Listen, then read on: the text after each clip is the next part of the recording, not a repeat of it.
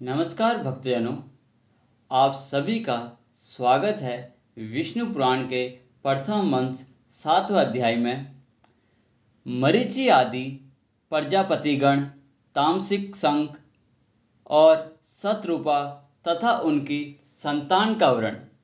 श्री प्राश्य बोले, फिर उन प्रजापति के ध्यान करने पर उनके देह स्वरूप भूतों से उत्पन्न हुए शरीर और इंद्रियों के सहित मानस प्रजा उत्पन्न हुई। उस समय मतिमान वर्मा जी के जड़ शरीर से ही चेतन जीवों का प्रादुर्भाव हुआ।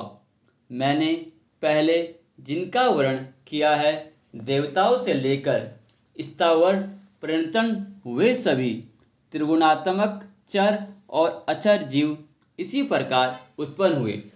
जब महाबुद्धिमान प्रजापति की वह प्रजा पुत्र पौत्रादि कर्म से और न बढ़ी, तब उन्होंने भृगु, पुलत्स, पुलह, कर्तु, अंगिरा, मरीचि, दक्ष, अति और वशिष्ठ इन अपने को अन्य मानस पुत्रों की सृष्टि की।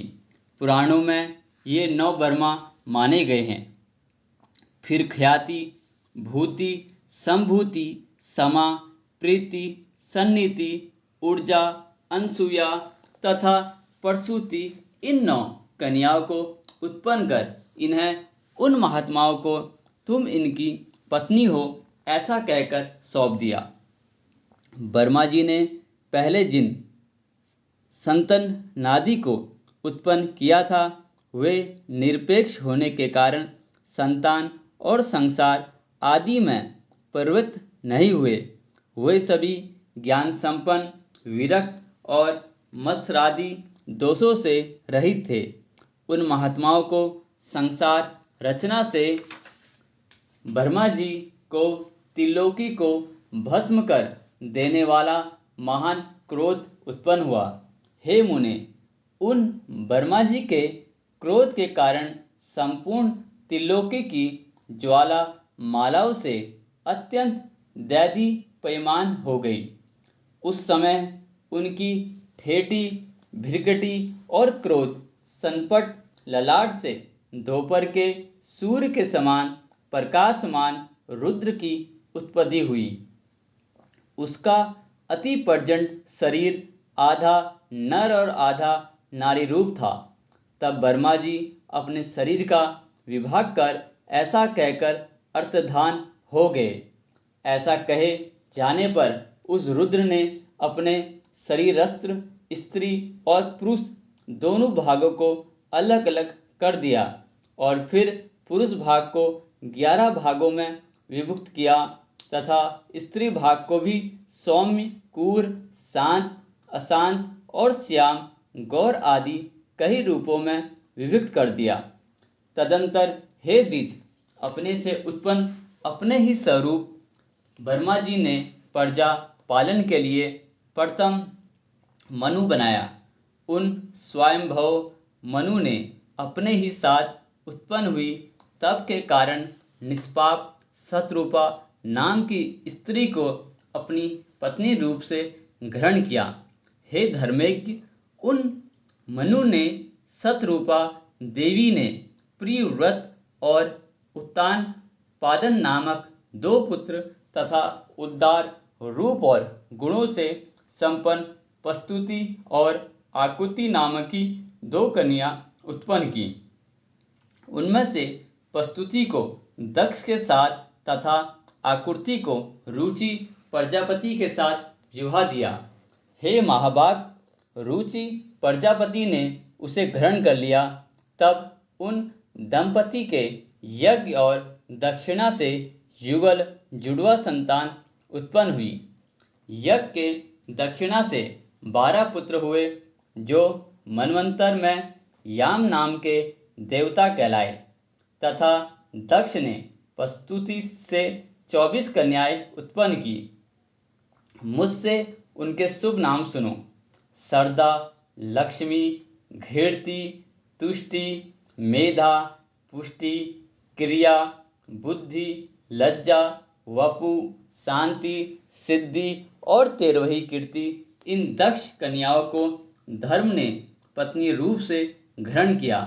इनसे छोटी शेष 11 कन्याएं ख्याति, सती, संभूति, स्मृति, कीर्ति, समा, संतति, अनसूया, ऊर्जा, स्वाहा और सौधा थी। हे मुनि संतम, इन ख्याति आदि कन्याओं को क्रमशः भृगु, शिव, मरीचि, अंगिरा, पुलस्त्य, पुलह, कर्तु, अति, वशिष्ठ इन मुनियों तथा अग्नि और पितरों ने ग्रहण किया।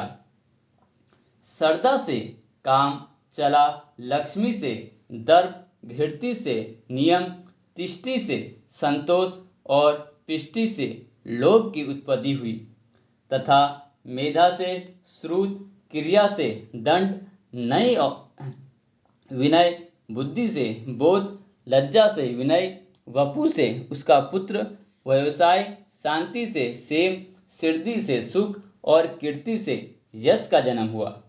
ये ही धर्म के पुत्र है। रति ने काम से धर्म के पौत्र हर्ष को उत्पन्न किया। अधर्म की स्त्री हिंसा थी, उससे अनिथ नामक पुत्र और निकृति नाम की कन्या उत्पन्न हुई। उन दोनों से भय और नरक नाम के पुत्र तथा उनकी पत्नियां माया और वंदना नाम की कन्याएं हुई। उनमें से माया ने समस्त प्राणियों का संहार करता मृत्यु नामक पुत्र उत्पन्न किया। वेदान ने भी रोलर नरक के द्वारा अपने पुत्र दुख को जन्म दिया और मृत्यु से व्याधि, जरा, शोक, तृष्णा और क्रोध की उत्पत्ति हुई। ये सब अधम रूप है और दुखोत्तर नाम से प्रसिद्ध है, क्योंकि इनसे परिणाम में दुख की प्राप्त होता है।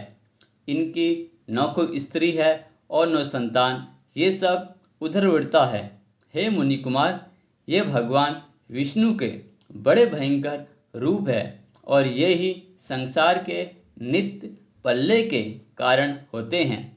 हे महाभाग, दक्ष, मरीचि, अत्रि और भृगु आदि प्रजापति गण इस जगत के नित्य संग के कारण है तथा मनु और मनु के पराक्रमी, सन्मार्ग, परायण और सूरवीर पुत्र राजागण इस संसार की नित्य स्थिति के कारण है। श्री मैत्री जी बोले, हे ब्राह्मण, आपने जो नित्य स्थिति, नित्य संग और नित्य पल्ले का उल्लेख किया, सो कृपा करके मुझे इसका स्वरूप वर्णन कीजिए। श्री पराशरी बोले, जिनकी गति कहीं नहीं रुकती, वे अचित्यात्मा, सर्वव्यापक भगवान मधुसूदन निरंतर इन मनु आदि रूपों के संसार की उत्पत्ति, स्थिति और नाश करते रहते हैं। हे द्विज, समस्त भूतों का 4 प्रकार का पल्लय है, नैमित्तिक, प्राकृतिक, आध्यात्मिक और नित्य। उनमें से नैमित्तिक पल्लय ही ब्रह्मा पल्लय है, जिसमें जगतपति ब्रह्मा जी कल्पांत में शयन करते हैं तथा प्राकृतिक पल्लय में ब्रह्मांड प्रकृति में लीन हो जाता है। ज्ञान के द्वारा योगी का परमात्मा में लीन हो जाना आध्यात्मिक पल्लय है और रात दिन जो भूतों का क्षय होता है वही नित्य पल्लय है। प्रकृति से महत्व जो सृष्टि होती है वह प्राकृतिक सृष्टि कहलाती है और अवान्तर पल्लय के अनंतर जो ब्रह्मा के द्वारा चराचर जगत की उत्पत्ति होती है वह दैनंदिनी सृष्टि कही जाती है।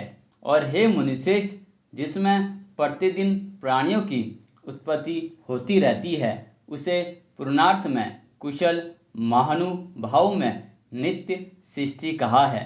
इस प्रकार समस्त शरीर में स्थित भूत भुवन भगवान विष्णु जगत की उत्पत्ति, स्थिति और प्रलय करते रहते हैं। हे मैत्री, सृष्टि, स्थिति और विनाश की इन वैष्णवी शक्तियों का समस्त शरीरों में सम्मान भाव से अहर्निश संचार होता रहता है। हे ब्राह्मण, ये तीनों महत्या शक्तियाँ त्रिगुणमयी है, अतः जो उन तीनों गुणों का अतिक्रम कर जाता है वह परम पद को प्राप्त कर लेता है और फिर जन्म मरण आदि के चक्र में नहीं पड़ता। इति श्री विष्णु पुराणे प्रथम अंश सप्तोऽध्याय समाप्तम्।